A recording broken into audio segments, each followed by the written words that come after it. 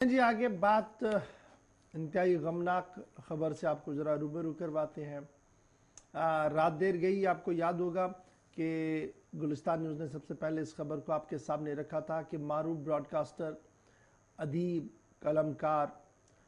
اور جموں کشمیر کے ایک ایسے شخص جنہوں نے دلی اور ملک کے دیگر ریاستوں میں جب کام کیا تو اپنا ایک لوہا منوایا، سید ذیشان فاضل کل اس دنیا فانی کو رخصت کہہ کر چلے گئے ہیں۔ مختصر علالت کے بعد ان کا کل انتقال ہوا ہے۔ اور یاد رکھیے گا کہ سید ذیشان فاضل صاحب فاضل کشمیری کے بڑے بیٹے تھے۔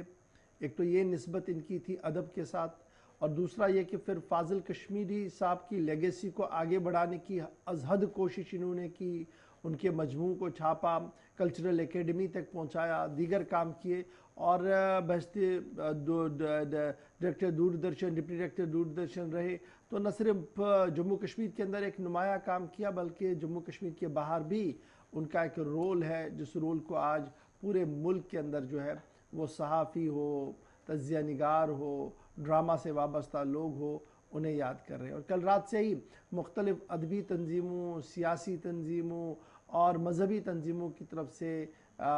غمزدہ خاندان کے ساتھ جہاں تعزیت پیش کی جا رہی ہے، وہیں پر گلستان نیوز کی ایک گہری وابستگی فاضل خاندان کے ساتھ رہی ہے، اور عرفان ان کا بڑا بیٹا ہے، ہمارے ساتھ ہے، گلستان نیوز کے ساتھ کافی عرصے سے جڑا ہوا ہے، اس لیے یہ صدمہ ہم سب کے لیے بھی ہے، اور اللہ پاک انہیں صبر جمیل عطا کریں۔ دونوں بھائی اور بیٹی جو ہے دونوں صحافت کے ساتھ ہے، بیٹی بھی صحافی ہے، بیٹا بھی صحافی ہے، اور قلم کا زور بہت زیادہ تھا جناب ذیشان فاضل صاحب کا، کئی کتابیں انہوں نے تحریر کی ہے، اور میری ذاتی ایک وابستگی رہی ہے، اس لیے میں 2 منٹ میں ان کو یاد کرتے ہوئے اللہ پاک سے دعا کروں گا کہ اللہ پاک ان کی مغفرت فرمائے۔ میں نے جب صحافت میں قدم رکھا تھا، میں بالکل چھوٹا تھا جی، گھر میں کسی نے صحافی پیشہ اختیار نہیں کیا تھا اور میں نیا تھا اس میں، تو سعید صاحب سے ملاقات ہوئی لال چوک کے اندر، تو کندھے پر ہاتھ رکھا، 2-3 قدم ہم چلے، مجھے یاد ہے شختی تک چلے، وہاں پر مجھے چائے پلائی، اور چائے پلاتے پلاتے مجھے کہا کہ یہ جس سفر کا آپ نے آغاز کیا ہے یہ بہت میٹھا سفر ہے، لیکن مشکلیں کافی زیادہ ہیں، اپنے استقامت کے ساتھ اپنی منزل کی اور بڑھنا ہوگا، بڑے اتار چڑھاؤ جی دیکھنے کو ملیں گے، بڑی چیزیں آئیں گی سامنے، لیکن اگر آپ کا ویژن اور مشن کلیئر ہے تو آپ ضرور اپنے منزل تک پہنچیں گے۔ یہ ایک ملاقات تھی، اس کے بعد بڑے دنوں تک ان سے ملاقات نہیں ہوئی۔ اس بیچ عرفان فاضل صاحب نے ہمارے ساتھ جوائن کیا، تو ایک گیٹ ٹوگیدر میں مجھے ان کے والد صاحب سے ملنے کی پھر نصیب ہوا، تو پھر انہوں نے لگاتار، چونکہ میں پھر سری نگر بڑا ایکٹیو رہا، دلی آیا، میں باہر بھی رہا، تو جب بھی پروگرام دیکھتے تھے تو فون کر کے بتاتے جناب یہاں غلطیاں ہیں جی، اس طریقے سے املے میں غلطی ہے، اس کو درست کرے، اور شاید ہی اس طریقے کا محسن ابھی تک ہم نے دیکھا ہو جس نے اپنا قیمتی وقت نکال کر ہماری غلطیوں کو ہم تک پہنچا اور اسے درست کرنے کے لیے ہر ممکن کوشش کی اور ہماری حوصلہ افزائی کی۔ میں ذاتی طور پر انہیں استاد بھی مانتا تھا اس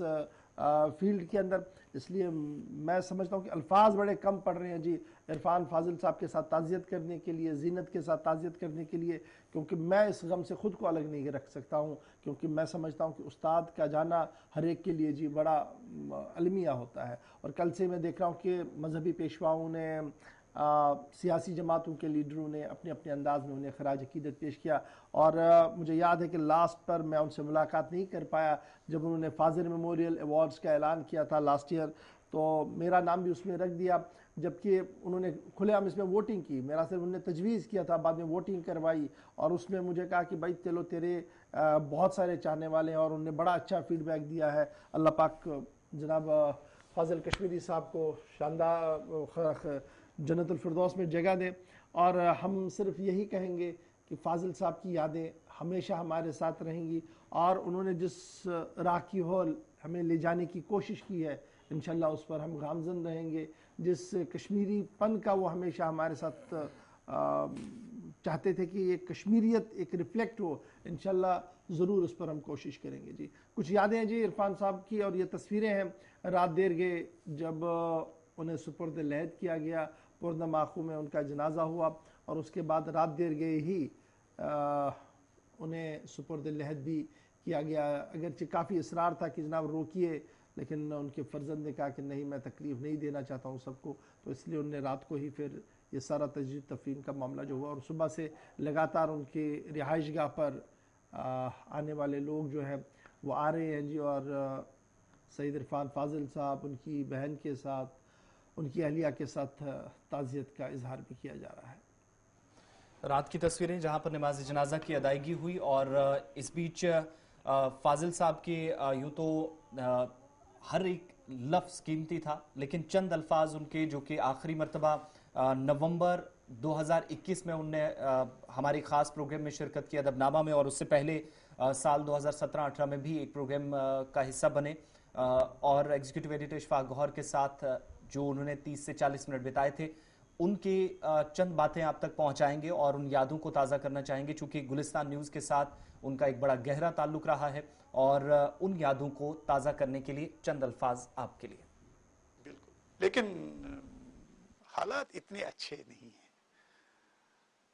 تسلی نہیں ہوتی، انتشار بہت زیادہ ہے، ٹینشن بہت زیادہ ہے، پانی کا ٹینشن، بجلی کا ٹینشن، سڑکوں کا ٹینشن، پیسہ بہت ہے، پیسے کا بھاؤ اتنا ہے، میں آپ کو کیا بتاؤں.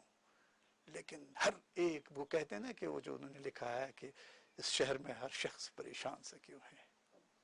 سینے میں جلن، آنکھوں میں طوفان سا کیوں ہے، وہی ساری چیزیں. یہ میں، جی ہاں، یہ میں بہت باقاعدگی، یہ کلاس روم میں جس طرح ایک طالب علم بیٹھتا ہے ویسے ہی میں بیٹھا کرتا تھا، ڈائری لے کر تو میں سنا کرتا تھا. طارق عزیز صاحب سے بہت زیادہ متاثر تھا. تو خوش قسمتی سے مجھے بھی داخلہ مل گیا ریڈیو سری نگر ٹیلی ویژن میں. تو پھر میں 234 روپے کی نوکری پر وہاں تعینات ہوا. 14 دن کا ایک کانٹریکٹ ہوا کرتا تھا، اور 14 دن میں 15 دن فری کام کیا کرتا تھا. اس کے بالکل فری. صاحب کے انتقال کے بعد تعزیتی پیغامات کا سلسلہ بھی جاری ہے. ہمارے سوشل میڈیا ہینڈلز پر یا پھر کسی نہ کسی طریقے سے تمام لوگوں کی سٹیٹمنٹس آ رہی ہیں، اور نہ صرف جموں کشمیر سے بلکہ ملک کی باقی ریاستوں سے ان کے جاننے والے، ان کی آواز جن تک پہنچی، وہ تمام لوگ ان کو پسند کرنے والے، اور ہندوستان سے باہر بھی اور بر صغیر کے اندر بھارت پاکستان میں جتنے بھی لوگ ان کو جانتے تھے یا ان کو سنا ہے، ان کی درجنوں کتابیں جو انہوں نے لکھی ہیں ان کو پڑھا ہے، وہ تمام لوگ اس وقت ان کو نم آنکھوں کے ساتھ یاد کر رہے ہیں، اور پیغامات کا سلسلہ بھی